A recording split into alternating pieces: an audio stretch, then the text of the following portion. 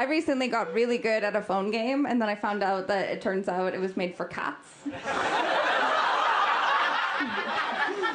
And I was like showing it to my best friend, like recommending it to her, and she's like, this is for cats. And I'm like, no, it's not. It's for me, and I'm great at it. And then we Googled it, and there's all these videos of cats playing it on iPads and stuff.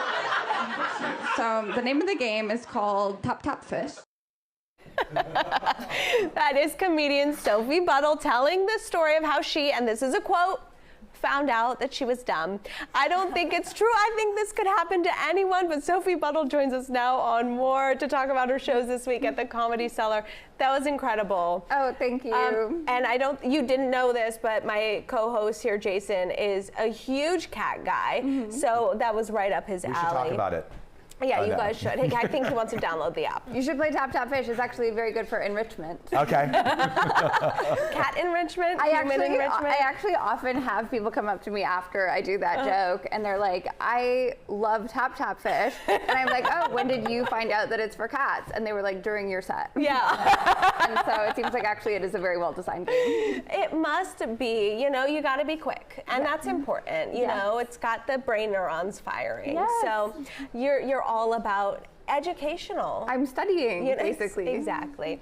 Okay, so you're here at the Comedy Cellar all week long. This is not your first rodeo in Vegas. What do you like about performing here? Oh, I love performing here. I love everybody smoking cigarettes inside. Just really brings me back to car rides to school. Oh, really? Is that so? No, you're from Canada. Yeah. Is that still allowed in Canada, smoking indoors? You'll have to talk to my mom about that. Okay. I'm not sure. She might break the rules. Yeah. Okay, so you're at the Comedy Cellar, and those are quick sets. Yeah, 15 minutes. There's 4 comics a week, and 2 shows a night, and we all do 15 minutes, and there's a host, and so it's great. It's very in and out. It's like very fast paced. Yeah. So you've done the Comedy Cellar before, and the comedians switch up each time. Do you get to know the comedians while they're in town? Totally. It almost feels like sleepaway camp. Oh, that's we all cute. get put up at the same hotel, and we're together all night. I like and we do that. our little set. So last week we had Alonzo Bowden come on the show, who's also doing it this week. Yes. He lives here now. He lives here now. So is he giving you Vegas insider info, places to go off the strip, or how does that work? No, he mostly talks about his dog. Okay, I like that. Yeah, but he's kind of legendary in Canada too. Oh, really? Yeah, because he was on every single Just for Laughs gala, which is a big deal in Canada. And so if you ask a random Canadian to name some comedians, they'll say Alonzo Bowden. Oh, that's funny. And so I'm always kind of starstruck when I'm around him. I I'm like that. Like a Canadian legend. Okay, you're a legend here. You're the head monologue writer for After Midnight with Taylor Tomlinson.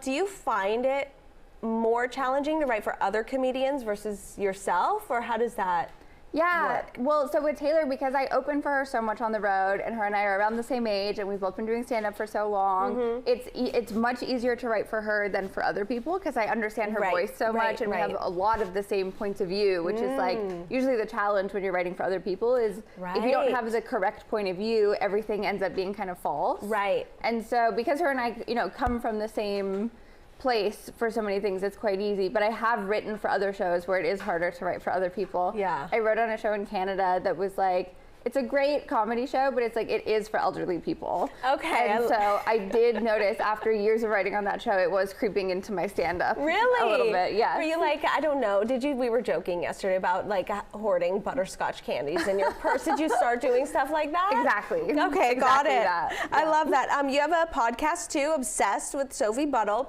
You interview your guests about things they're obsessed with. Has there been something that sticks out, your favorite guest obsession? Yes. Okay, so my friend Buddle, great comedian, his obsession was revenge. Oh my God. Don't get on his bad side. I love how you cut it off there. Yeah, I mean, I'm not trying to get him in trouble. Right, but of course don't not. cross Buddle. Don't. Okay, I would love to talk about your obsession, but we got to wrap things up because you're going to stick around in our Celebrity Spin Zone. But we want to plug your show. Again, Sophie Buddle performing at the Comedy Cellar now through November 23rd. I think that's Sunday. Yes. Okay, now through Sunday, 2 shows a day at the Rio. And like I said, Sophie's sticking around to help us spin to win for charity. So stay with us.